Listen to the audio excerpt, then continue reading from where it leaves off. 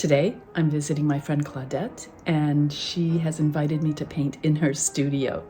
I want to show you the view from her studio. It's amazing. Claudette's studio overlooks Popham Beach. There's a sand dune there, and the beach is beyond. I walk the beach in the morning and try to get inspiration. Here's the easel I'll be using and a bit of equipment, mostly my plein air equipment. And there's birds coming and going out on the deck. It's just wonderful. So inspirational. And a wonderful skylight. Bana! Earlier, we had gone driving around the area, exploring.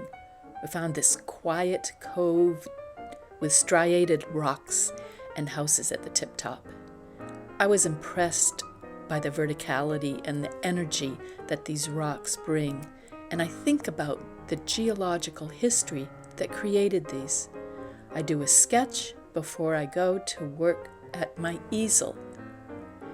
All I'm working off is the sketch. I start the composition with pan pastels. I lay in some vine charcoal to define some of the details. Those great cracks between the rocks, I love those.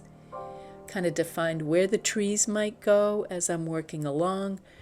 I'm not finished the trees at this point because I want to put the sky in as a negative space around them. I threw in a little hint of the house because it's not that important, but I want it up there to give a sense of scale to the painting.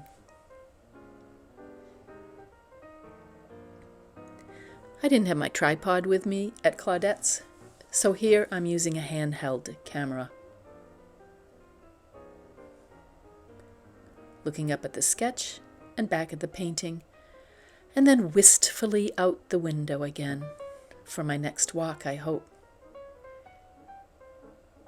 This is looking at it about maybe 2/3 of the way through, stepping back and checking where the painting is going.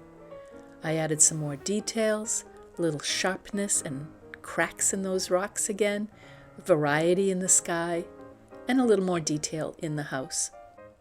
Here's the painting where it stands now. I kind of like it. I cropped the base, and I may not do that because I like the strength of the vertical composition. Off to do another sketch.